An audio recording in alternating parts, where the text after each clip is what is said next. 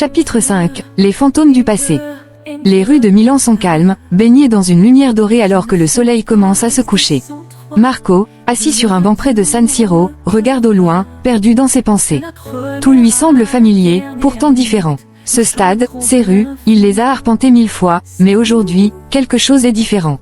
Ce n'est pas la ville qui a changé, c'est lui. Il ferme les yeux un instant et laisse les souvenirs ressurgir.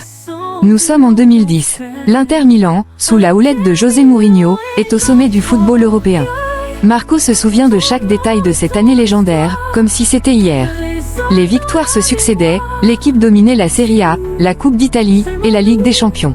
Il se revoit parmi les tifosi, dans une foule en liesse, drapé dans son écharpe nerazzurra, hurlant à plein poumon lors de la finale de la Ligue des Champions à Madrid. L'Inter avait battu le Bayern Munich 2-0, et l'exploit du triplé était enfin accompli. C'était une époque d'euphorie, de gloire, un rêve devenu réalité après des années de frustration. Marco se souvient de la parade victorieuse dans les rues de Milan. Les klaxons résonnaient sans fin, les chants s'élevaient jusque dans la nuit, et la ville entière semblait revêtir les couleurs noires et bleues. Mais derrière chaque sourire, derrière chaque célébration, Marco sentait une sorte de pression se développer. Comment pourrait-on maintenir un tel niveau de succès? L'Inter avait atteint les sommets, mais pouvait-elle y rester? Après 2010, les choses avaient changé. José Mourinho, le stratège qui avait amené l'Inter à sa gloire, était parti presque aussitôt après le triomphe pour rejoindre le Real Madrid. Avec lui, une certaine magie s'était envolée. Marco et les tifosi avaient cru que ce triplé était le début d'une nouvelle ère dorée. Mais au lieu de cela, l'Inter entama une lente descente. Les saisons suivantes furent marquées par l'instabilité, des changements d'entraîneur, des résultats décevants, et une équipe qui semblait s'effriter. Marco, comme tant d'autres supporters, continuait de croire, mais il ressentait toujours l'ombre de cette année 2010 planer au-dessus du club. Le son d'une voix familière interrompt ses pensées. Giovanni, son ami d'enfance et supporter acharné du Milan AC, s'approche. Leurs chemins se sont croisés des centaines de fois au fil des ans, souvent au bord du terrain lors des derbys della Madonnina, où la tension était palpable. Malgré leur rivalité, une amitié indéfectible les lie, forgée dans leur passion commune pour le football et leur amour pour Milan, bien que chacun soutienne une moitié différente de la ville. Alors, prêt pour le derby? Demande Giovanni avec un sourire en coin.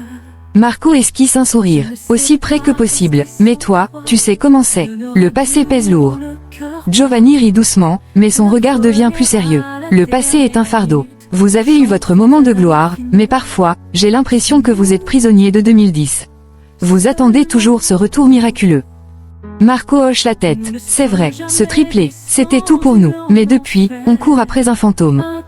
Les deux amis se laissent porter par le silence un moment. Ils savent que le prochain derby approche et que, malgré leur discussion amicale, une tension inévitable les habite.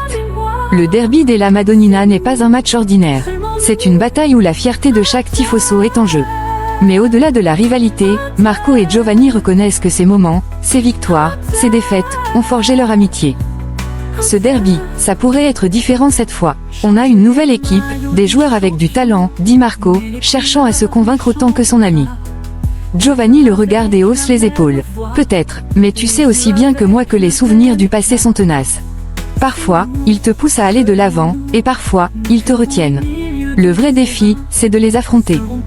Marco sait que son ami a raison. L'Inter Milan porte en elle l'héritage des champions, mais aussi le poids de leur succès passé. Il réalise que chaque tifoso, comme lui, vit dans l'ombre de ce triplé légendaire. Il y a de la fierté, bien sûr, mais aussi une attente irrationnelle que chaque saison puisse être celle du retour à la gloire. Alors que la nuit tombe sur Milan et que Giuseppe Meazza San Siro se dresse majestueusement derrière eux, les deux amis se lèvent et se préparent à partir. Marco jette un dernier regard vers le stade. Les ombres du passé sont toujours là, mais cette fois, elles ne lui semblent plus aussi oppressantes. Allez, on verra bien ce que ce derby nous réserve, dit Marco en marchant aux côtés de Giovanni. Et pour la première fois depuis longtemps, il se sent prêt à affronter l'avenir, sans fuir les fantômes de 2010.